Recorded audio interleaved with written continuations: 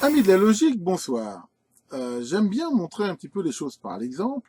Et pour continuer ma série logique, j'avais prévu là, de faire un épisode sur des bascules, par exemple, pour essayer de vous montrer les différents types de bascules. Et je me suis dit, bah, pour faire ça, ça serait bien d'avoir une petite démo, pouvoir montrer ça de façon visuelle.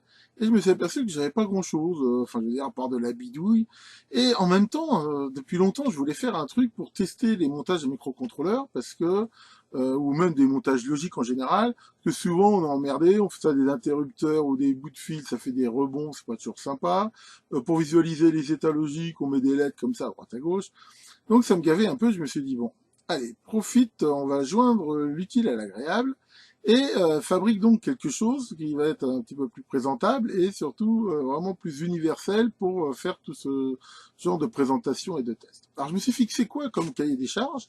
Je voulais quelque chose qui marche sur toute la plage logique CMOS, c'est-à-dire que ça alimente de 3 volts à 15 volts, sachant que maintenant il y a aussi pas mal de trucs en 3,3 volts, il y a bien sûr la TTL en 5 volts, et après tout ce qui est MOS. Donc voilà, fallait que ça s'alimente, je veux dire, à partir d'un montage, généralement une breadboard, donc de 3 à 15 volts.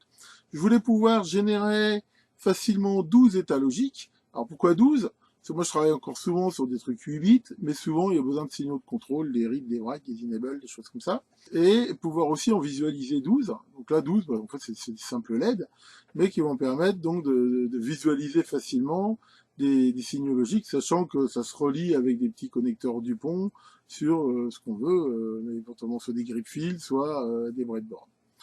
Donc voilà, c'était ça le cahier des charges, avec en plus bien sûr d'un système anti-rebond. Et quand on génère des signaux logiques, très souvent, bah, c'est un peu le dilemme. Soit on veut des trucs, je veux dire, stables, genre je veux toujours un zéro, plus changer. Mais des fois, on aime bien avoir des impulsions. Donc là, bah, j'ai dit, je choisis pas, je prends les deux. Et on va voir que le système que j'ai prévu permet soit d'avoir, on va dire, des signaux stables, soit des signaux par impulsion. Donc voilà, maintenant regardons ensemble comment j'ai répondu à ce petit cahier des charges. Voici donc CP0080 qui répond complètement à ce cahier des charges. Alors voilà, ça se présente comme ça. On voit un petit boîtier fait maison. Et ici, donc, comme on peut le voir, les 12 sorties logiques, les 12 entrées, sachant que ici, on a la commande des sorties et ici les commandes fugitives. Alors pour voir comment ça marche, c'est très simple. Donc ça s'alimente, comme je l'ai dit, à partir de la breadboard. Donc là, par exemple, je l'alimente à partir d'une rime, enfin c'est pareil. Voilà, donc ici elles sont 5 volts par exemple. Alors c'est bien sûr protégé contre les courts-circuits et les surtensions. Donc ça c'est la masse. Ça c'est le plus. Voilà, donc il y a ici cette LED là qui permet de voir que c'est bien sous tension. Donc le principe, voilà, on voit ici les LED là des sorties qui s'allument. Donc elles sont allumées quand la sortie est à 1. Et on voit que le bouton ici, là, c'est fugitif. Rappelez-vous, c'est pour ça que j'avais fait ma vidéo qui montrait que on pouvait les inverser. Donc l'idée, c'est que si je veux de façon permanente avoir un 1, par exemple, ou un 0, je vais utiliser le système à enclenchement. Si je veux, par contre, l'avoir de fugitif, ben, j'appuie sur le bouton là. Si, par contre, je veux toujours avoir un 1 et de façon fugitive un 0, c'est ça. Donc on peut admettre que en fait, le bouton jaune ici inverse de façon momentanée la sortie qui est choisie par le bouton vert. Et on a bien sûr ici donc les sorties complémentaires que j'appelle ABCD. Voilà. Et ici donc toutes les sorties, les 8 sorties logiques. Qu'on peut donc bien sûr toutes les inverser comme ça. Donc voilà, c'est vraiment très simple. Alors ce que j'ai fait aussi, bizarrement, j'ai pas fait des fins. J'ai fait des étiquettes un peu spéciales. C'est que les étiquettes blanches ici, c'est des étiquettes faites pour ce qu'on appelle les trucs VLEDA, c'est-à-dire effaçables. Alors pourquoi? Parce que justement, quand je ferai ici des vidéos, bah, la signification des sorties ou des entrées pourra changer selon le contexte, et ben je pourrais le noter. Par exemple, si ici on voulait faire un essai pour montrer une porte E, bah, je mettrais par exemple ici les entrées, voilà, A, B, la sortie ici out par exemple, O, et je mettrais que c'est un AND. Maintenant, il n'y a plus qu'à brancher ça sur une breadboard, par exemple. Typiquement un usage avec une breadboard, vraiment un truc tout bête. Là, j'ai mis un 74C08, hein, un boîtier qui contient 4 portes AND. Enfin là, on va en regarder qu'une. Et donc, j'ai branché ici les deux entrées et ici la sortie. Alors voilà, un 74 C08, donc ça s'alimente de 3 à 5 volts. Alors on va commencer, voilà, ici on va se mettre à 3 volts, voilà. Et déjà on peut voir que, voilà, on voit bien que si j'ai A et B, voilà, hein, que B ça sort à rien, que A ça sort à rien, quand j'ai bien les deux ici, on voit bien, j'ai bien la fonction E. Donc là on le voit de façon très visuelle. Maintenant si je vais à 5 volts par exemple, on voit que ça fonctionne toujours, hein. Si j'ai les deux, ici là, je peux en mettre en permanence et puis voir ça, voilà. Ça marche bien. Maintenant jusqu'à 10 volts, on voit que ça marche toujours pareil. Et jusqu'à 15 volts, toujours pareil. Donc on voit que du point de vue variété de la tension d'alimentation, je tiens bien le cahier des charges. Alors pour le côté anti-rebond, donc pour vérifier ça, là je l'ai mis mon oscilloscope en mode single shot, hein, comme je vous ai déjà montré. Et voilà, on voit que si j'appuie sur le bouton, il y a vraiment une impulsion très propre sans aucun rebond. Et si on regarde sur la pente descendante, ici, toc, je le réarme. Et voilà, pareil, on voit que c'est très très propre. Donc l'anti-rebond marche parfaitement. On peut voir que on peut quand même faire des impulsions assez rapides. Et que bien sûr, hein, donc ça marche bien sur toute la plage de tension. Ici, donc là, je suis au minimum à 3 volts. Voilà, on voit qu'on a bien des impulsions ici. Et je peux monter ici, voilà, on voit la tension. On change de gamme. Jusqu'à, voilà, ici, là, 10 volts. Et encore monter. Là, je suis au max, ici, à 15 volts. Et voilà, on voit que ça marche très bien. Donc, sur toute la... Voilà, si on voulait voir tout sur l'écran, tac. Alors, on peut voir que là, je baisse la tension progressivement. Les impulsions donc suivent bien ici la taille sans aucun rebond. Pour ceux qui veulent savoir un petit peu comment ça marche, voilà le schéma, hein, que comme d'habitude j'ai fait avec le super logiciel S-Plan. Schéma qui sera disponible sur mon site, hein, il y a le lien dans le commentaire de la vidéo. Alors, bon, ça peut paraître comme ça complexe, mais en fait, je veux dire, c'est un truc relativement simple, hein, parce qu'après, il y a des tas de trucs, ce n'est que la répétition. Alors, si on commence ici, en gros, par... enfin, le mieux, c'est de comprendre comment fonctionne la partie LED. L'idée, pour avoir une grande plage d'alimentation, c'est que les LED, elles s'alimentent en gros enfin, de 3 à 3,5 volts maximum. Donc c'est ça un petit peu l'idée. Et pour les alimenter, alors qu'est-ce que j'ai utilisé dans la mesure où je voulais avoir en entrée quelque chose qui pouvait varier enfin, de 3,3 à 15 volts, j'ai utilisé des arrêts d'Arlington, hein, des circuits enfin, qui sont assez connus, hein, des ULN 2803A, qui sont des circuits qui contiennent X d'Arlington. Alors, ils sont capables de sortir beaucoup plus de courant que ce que j'en ai besoin pour les LED, mais c'était pas tellement les LED là, enfin c'était pas tellement le courant ici qui m'intéressait, mais c'était cette propension en fait de pouvoir faire ça. Alors, il faut que ça soit clair, je respecte pas réellement les niveaux logiques ici, mais je veux dire pour l'utilisation que j'en ai un peu rien à foutre, c'est-à-dire que en gros ici le seuil de commutation il est toujours aux alentours de 2,5 volts à peu près, quelle que soit la tension d'alim. Alors c'est pas du tout correct, hein. Normalement pour du CMOS en 10 volts par exemple, il devrait être à 5 volts. Mais je veux dire, pour faire le genre de montage que je veux faire ici avec ce genre de choses, généralement on va travailler des niveaux qui sont quasiment la masse ou pas loin de la tension d'alim, donc ici c'est tout à fait acceptable. En même temps, ça représente quand même une impédance d'entrée qui est relativement élevée. Alors, c'est pas si élevé qu'une porte monstre, mais enfin, je veux dire, qui est assez élevée, je veux dire, pour l'usage aussi que j'en ai. Donc, c'est ça ici l'idée d'avoir utilisé ces systèmes-là. Alors, comment je fais pour avoir une tension d'alimentation qui est toujours égale à 3 volts? Ben, j'utilisais ici où on voit un régulateur de type LM1117 qui est un régulateur linéaire pour 3,3 volts, hein, c'est un truc bien connu, et qui me permet donc d'avoir cette tension d'alimentation des LED qui est constante. Alors bien sûr, le problème que ça, c'est que ce régulateur, il a beau être ce qu'on appelle LDO, hein, veut dire Low Drop Output, c'est-à-dire qu'il fonctionne même avec relativement peu de tension entre l'entrée et la sortie, il lui en faut quand même. Donc quand j'étais pile à 3 volts, bah, de toute façon, un régulateur linéaire qui sort 3 volts, il sortira pas 3 volts.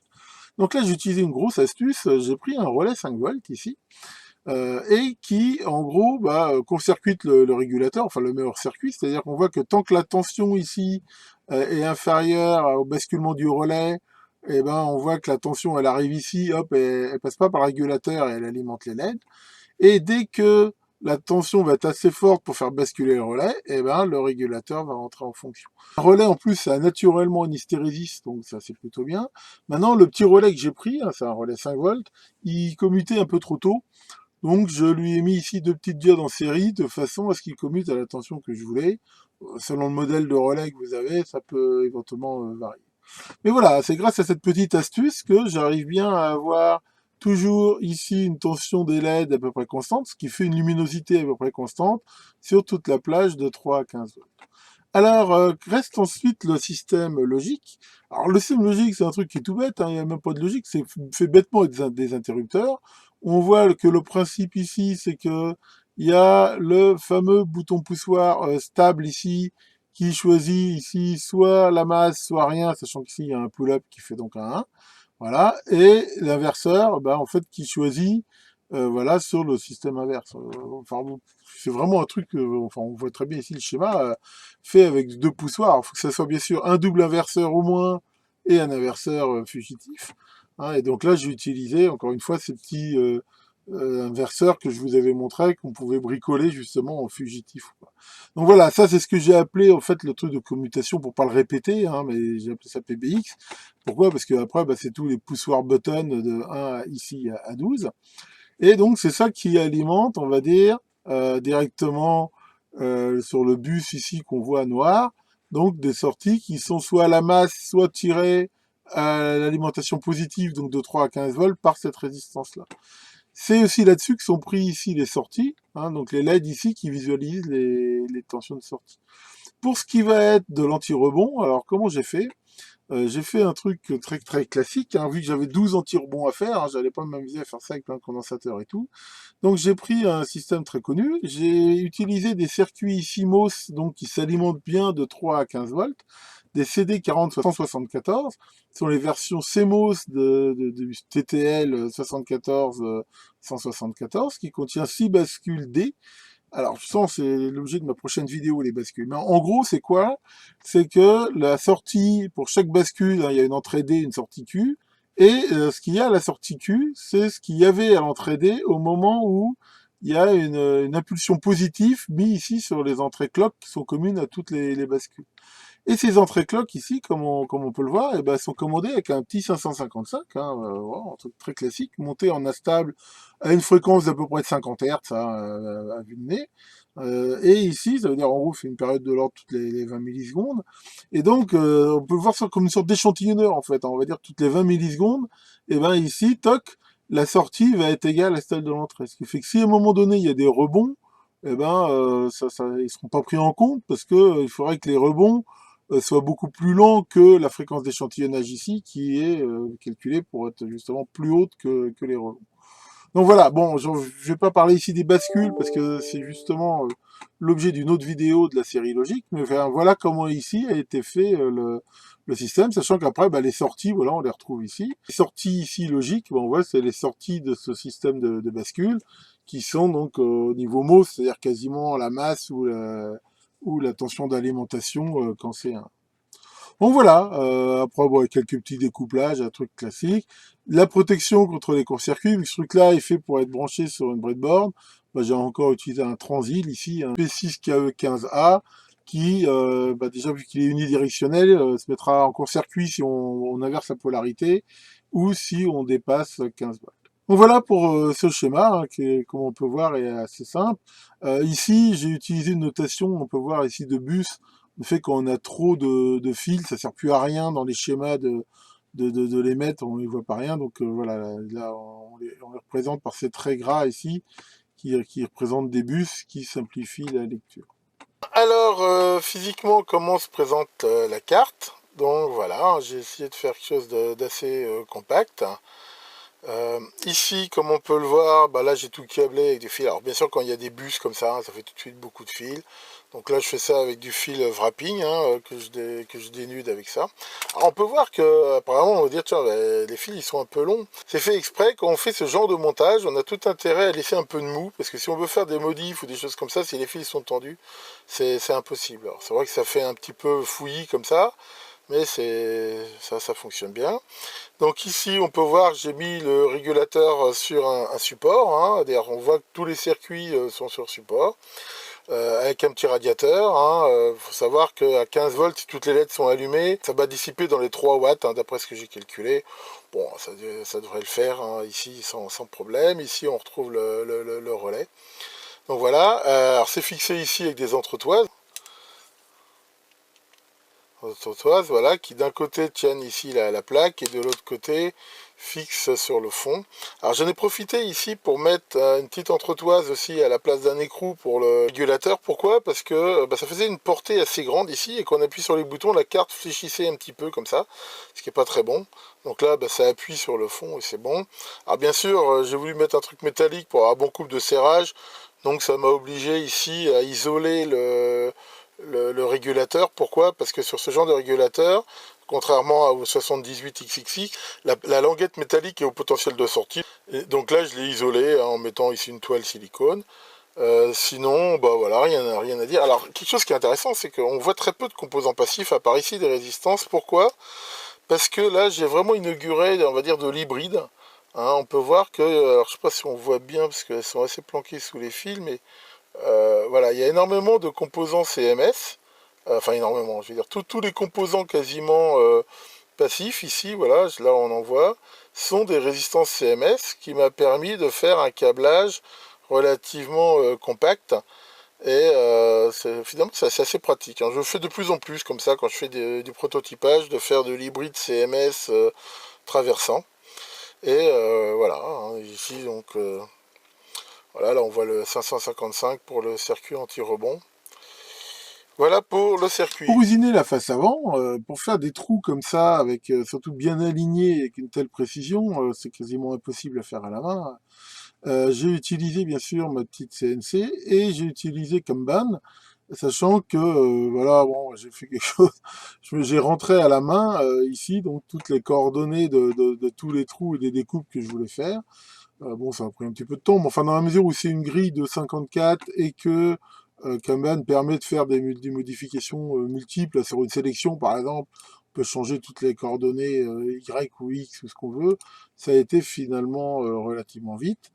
Et une fois que j'ai fait ça, eh ben, j'ai généré bien sûr le G-code qu'on peut ici voir grâce à ce petit complément ici qui s'appelle Camotix et qui permet de voir déjà l'usinage, ce que ça donne. Voilà ce que ça fait. Voilà, là, avec Camotix, hein, c'est un logiciel qui permet de prévisualiser avant ce que va faire l'usinage. Voilà, on peut le lancer ici avec une petite animation qu'on peut faire plus ou moins vite. Et voilà, ici on voit exactement, là voilà, on peut le faire un peu en accéléré, comment le tracé de l'outil. Alors ça c'est assez pratique quand même pour le lancer avant, pour vérifier si voilà, il n'y a pas de conneries. Et alors, on peut aussi l'avancer comme ça à la main, c'est assez marrant, voir exactement jusqu'où ça va, jusque voilà, au truc final, on peut le voir sur toutes les faces. Donc ça c'est vraiment un petit logiciel bien pratique qui permet de voir la face avant, enfin l'objet qu'on veut usiner ici, en l'occurrence ma face avant. Allez, on va s'arrêter là parce que d'abord la vidéo est un petit peu longue et puis surtout, oui Maurice, ouais, oui tu peux le dire, il fait une chaleur à crever. Je sais pas combien il fait à l'intérieur, mais à mon avis plus de 30 degrés.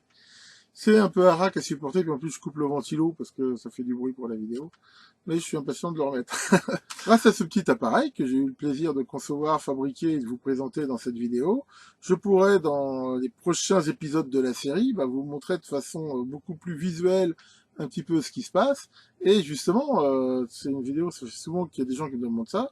Dans la prochaine, je vous présenterai un peu les différents types de bascules, un petit peu comment ça fonctionne, et comme ça on pourra vraiment bien visualiser ça.